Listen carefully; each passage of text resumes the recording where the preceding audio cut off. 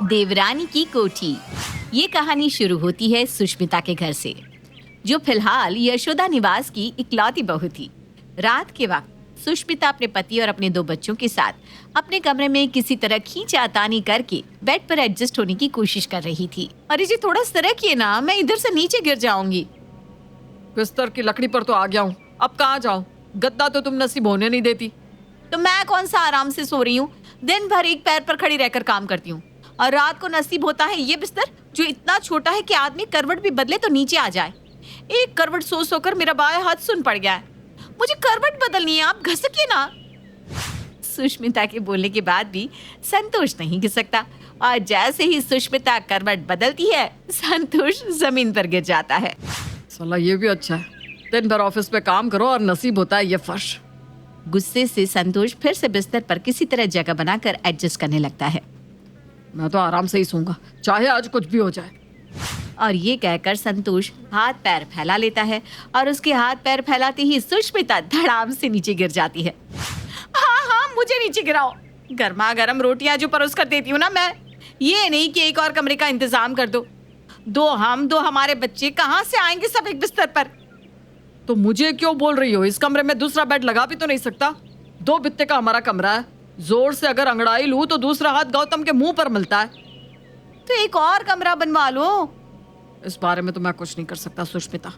घर की बड़ी माँ है, तुम उनसे बात करो, वो जो कहेगी वही इस घर में होगा। ये क्या? संतोष तो अपने बच्चों को लेकर आराम से बिस्तर पर फैल कर सो जाता है, और सुष्मिता को फर्श पर ही सोना पड़ता है।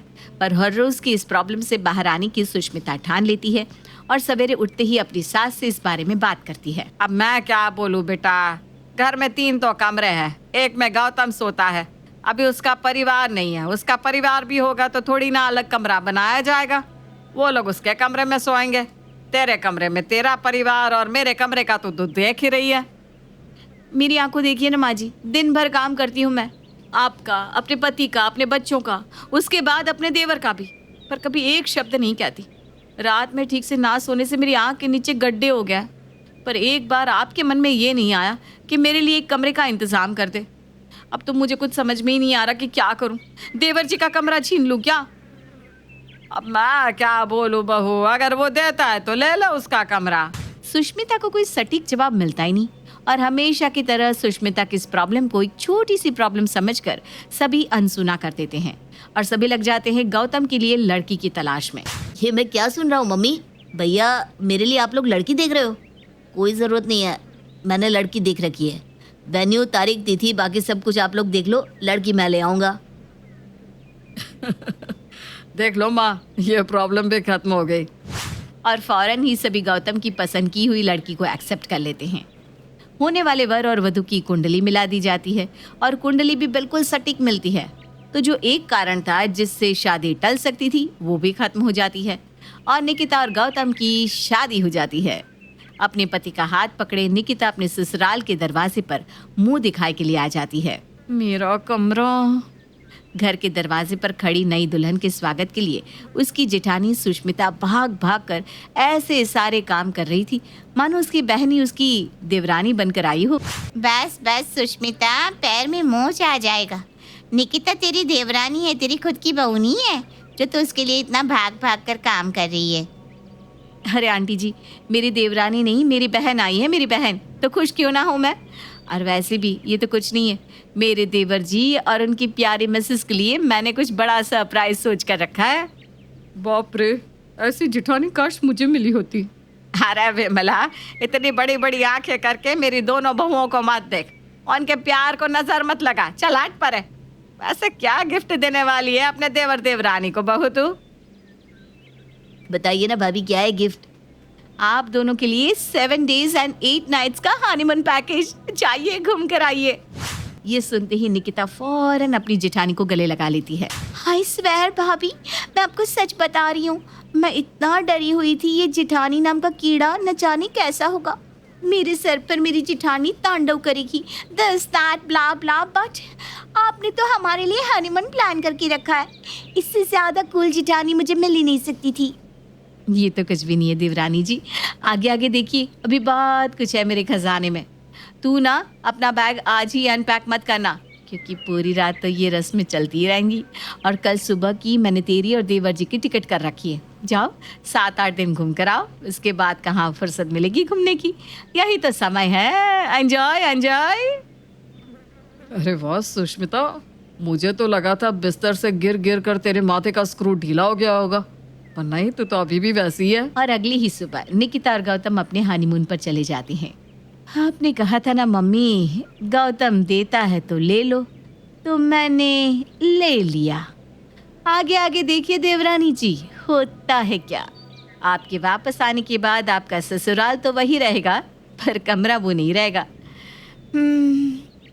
या ये कहे कि कमरा ही नहीं रहेगा।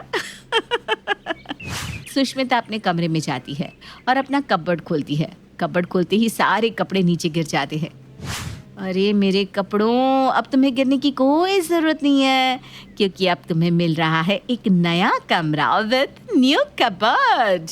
सुष्मिता अपने कपड़े और अपने कमरे में इधर उधर बिखरे हुए सारे एक्स्ट्रा सामानों को उठाकर अपने देवर के कमरे की अलमारी और ड्रॉर्स में रख देती है और अपने देवर के 2-4 कपड़ों को एक बैग में डालकर बिस्तर के नीचे रख देती है।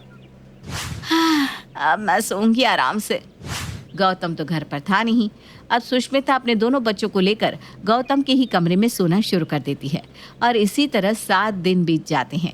और जिस रात गौतम और उसकी पत्नी घर लौटने वाले होते हैं, सुष्मिता अपने कमरे में सो जाती है और अपने दोनों बच्चों को उनके चाचा चाची के कमरे में ही छोड़ देती है। रात को निकिता और गौतम घर आते हैं। सभी सो रहे हैं, किसी को डिस्टर्ब करके फ़ायदा नहीं है, सुबह सबसे मिल लेंगे। तुम कमरा खोलो, मैं सामान अंदर ले आता हूँ। निकिता जैसे ही अपने कमरे में जाकर लाइट्स ऑन करती है तो वो देखती है कि उसके जेठानी के दोनों बच्चे बिस्तर पर सो रहे हैं। ये दोनों यहाँ सो रहे हैं। अरे बच्चे हैं, क्या करेंगे, अभी भाभी को कुछ कह भी नहीं सकते क्योंकि उन्होंने ही तो हमें हनीमून पर भेजा था। एक दिन एडजस्ट कर लेते हैं ना। अरे पर कैसे करेंगे एडजस्ट? अरे बाहर है ना हॉल, वहीं चलो। और अपने ससुराल के पहले ही दिन निकिता को गौतम के साथ हॉल के सोफे पर एडजस्ट करना पड़ता है। देर रात 3 बजे। गौतम, तुम सो गए क्या? इतने लंबी फ्लाइट के बाद सोफे पर किसे नींद आएगी निकिता? तुमने तो कपड़े भी चेंज कर लिए। मैं तो वॉशरूम में कपड़े भी नहीं बदल सकती, मेरी साड़ी ही भीग जाएगी। बस किसी तरह सुबह हो जाए और मैं अपने कमरे में जाऊं। अगली सुबह निकिता फौरन उठकर अपने कमरे में जाने लगती है। वो जैसे ही अपने कमरे में जाती है तो क्या देखती है, उसके कमरे में चारों तरफ उसकी जेठानी का ही सामान रखा हुआ है। एक तरफ बच्चे ज़मीन पर ड्राइंग कर रहे हैं, दूसरी तरफ सुष्मिता वहीं बैठकर टमाटर काट रही है। भाभी, मैं वो सोच रही थी कि थोड़ा आराम कर लूं। कल रात में और गौतम बाहर सोफे पर ही सोए ना, तो अब पीठ में दर्द आ गया है। अब इस घर में 3 ही तो कमरे हैं निकिता, तुम दोनों का सेपरेट कमरा तो है नहीं, तो सोफे पर ही सोओगे ना। क्या इस घर में गौतम का कोई कमरा नहीं है? नहीं तो किसने कह दिया तुमसे कि इस घर में तुम्हारा कोई कमरा है? जिस दिन तुम शादी करके आई थी उस रात को तो तुम माँ जी के कमरे में सोई थी, भूल गई क्या? फिर अगली सुबह तुम हनीमून पर निकल गई थी। अब मुझे क्या पता कि तुम्हें ऐसे घर में आने में कोई दिक्कत नहीं जिस घर में तुम्हारा कोई कमरा ही ना हो। निकिता और अपनी भाभी की बातचीत सुनकर गौतम कमरे में आकर कहता है, ये क्या मजाक कर रही है भाभी, ये कमरा मेरा है। अरे ऐसे कैसे देवर जी, बस कहने से ये कमरा आपका हो जाएगा? देखिए, इस कमरे में कहीं भी आपका कोई सामान है? हाँ, आपका कोई सामान भी तो यहाँ नहीं है, तो ये कैसे आपका कमरा हो गया? लगता है कुछ ज्यादा ही घूम लिया आपने। गौतम, अब कोई किसी जिंदा आदमी को मरा हुआ कह दे तो उस पर कोई बहस करे भी तो कैसे? हम हॉल में रह लेंगे निकिता, कोई बात नहीं। भाभी, आपको ये कमरा चाहिए ना, रखिए आप ये कमरा। और बेचारी निकिता और गौतम को अब हॉल में ही रहना शुरू करना पड़ता है। वो दोनों हॉल को ही अपना कमरा बना लेते हैं।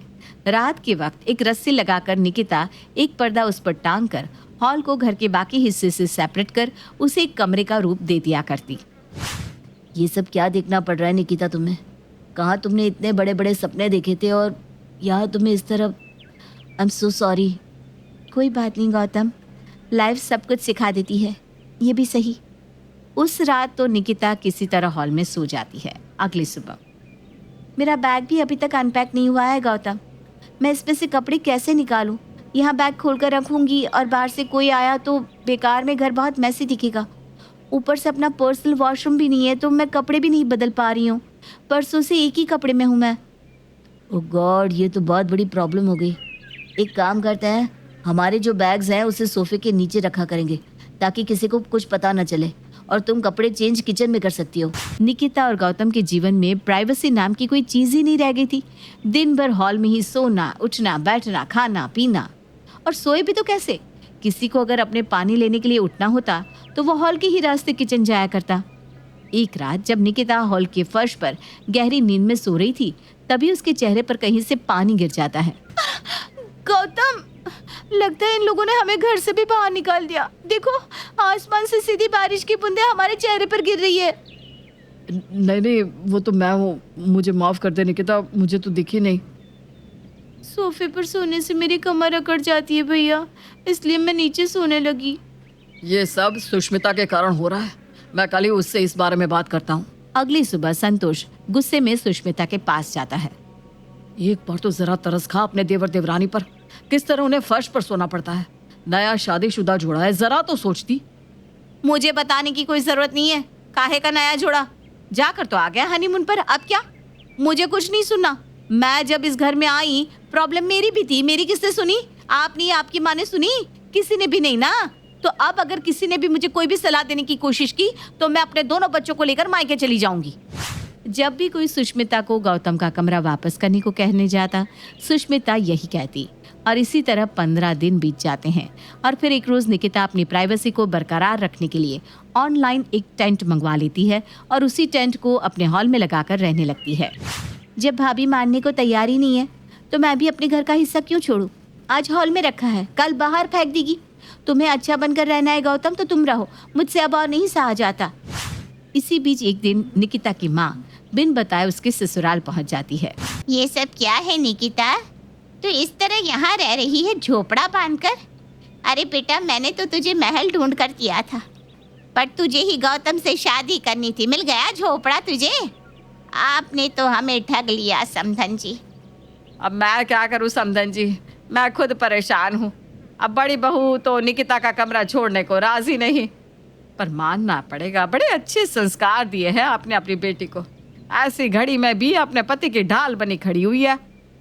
निकिता, कुछ ही दिनों में गौतम कोई अच्छा बंदोबस्त कर लेगा। हाँ, आप फिक्र मत करिए समधन जी। आप मेरी छोटे से घर में बैठिए ना मम्मी, मैं अभी आपके लिए चाय नाश्ता लेकर आती हूँ। तेरी हालत देखकर मेरा तो कलेजा फटा जा रहा है। बेटा, क्या चाय नाश्ता करूँ मैं? ऐसे भी बेटी के घर का पानी नहीं पीना चाहिए। इतना क्या सोच रही हो मम्मी? तुम टेंट के अंदर बैठो, मैं अभी तुम्हारे लिए नाश्ता लेकर आती हूँ।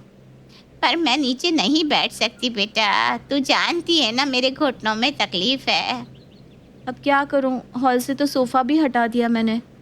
कोई बात नहीं बेटा, ज़रा हाथ देना। समधन जी, आप भी ज़रा हाथ दीजिए, सहारा लेकर नीचे बैठ जाती हूँ। शीतल ऐसा यशोदा पर वजन डालती है कि उसके साथ यशोदा और निकिता भी नीचे बैठ जाते हैं। पूरे दिन शीतला देखती है कि उसकी बेटी किस तरह इतना कुछ मैनेज कर रही है।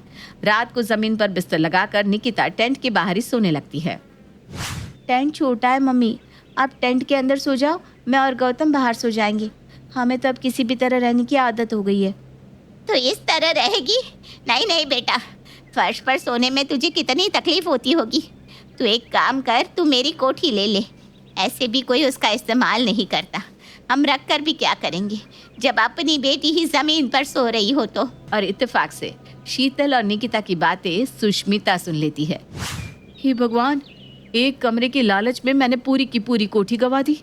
मुझे अभी के अभी ही अपने सारे संबंध ठीक करने होंगे। और फौरन सुष्मिता भागती है और अपनी देवरानी की माँ के पैरों में गिर जाती है। नफरत हो रही होगी ना आंटी जी आपको मुझसे?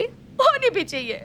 मैंने किया ही ऐसा है अपनी बहन के साथ, पर ये सब मैंने अपने देवर कम बेटे के लिए किया। मुझे लगा कि ये लव मैरिज करके लड़की लाया है, ये लड़की टिके ना टिके तो बस मैं इन दोनों की ना परीक्षा ले रही थी कि क्या निकिता सच में गौतम भैया के लिए बनी है, और क्या गौतम भैया निकिता की तकलीफ देखकर कुछ बड़ा करने की कोशिश करते हैं। पर इन दोनों ने तो साबित कर दिया कि ये दोनों एक दूसरे के लिए बेस्ट है। मुझे माफ़ कर दो निकिता, ज़्यादा ही लंबी चल गई तुम्हारी परीक्षा। जाओ अपने कमरे में जाओ, तुम्हारा कमरा और तुम्हारा ससुराल तुम्हारा इंतज़ार कर रहा है। वही मुझे लगा, मेरी माँ जैसी भाभी अचानक सुपर्णखा कैसे बन गई? और एक ही पल में सब ऐसे ठीक हो जाता है मानो जैसे कभी कुछ हुआ ही नहीं था। निकिता और गौतम अपने कमरे में चले जाते हैं और अगली सुबह निकिता की माँ अपने घर निकल जाती है। दोपहर के वक्त मौका पाते ही सुष्मिता निकिता के कमरे में जाती है। अरे निकिता, मैं ये कह रही थी कि पता है हमारी भी ना पहले कई कोठियाँ थी, पर मेरे घर वालों ने बेच दी। मुझे कोठी देखने का बड़ा शौक है। कल मैंने सुना आंटी जी कह रही थी तुम्हारे पास भी कोई कोठी है। अच्छा, वो बात आपने सुन ली? अरे भाभी, वो कोठी तो मतलब हमारे घर की चारपाई है। कई सदियों से मेरे घर पर वही चारपाई रखी हुई है ना। अब तो बेड का ज़माना आ गया है तो चारपाई को इस्तेमाल नहीं करता। मुझे फर्श पर सोता देखकर मम्मी ने मुझे वो कोठी लेने को कहा था, मतलब कि चारपाई। वैसे आपको क्या लगा? उड़ गए तोते रे। हाँ जी, सुष्मिता के उड़ गए तोते। जिस कोठी को वो बड़ी सी हवेली समझ रही थी, वो तो एक पुराने जमाने की चारपाई निकली। न हाथ आई कोठी, न ही लंगोटी।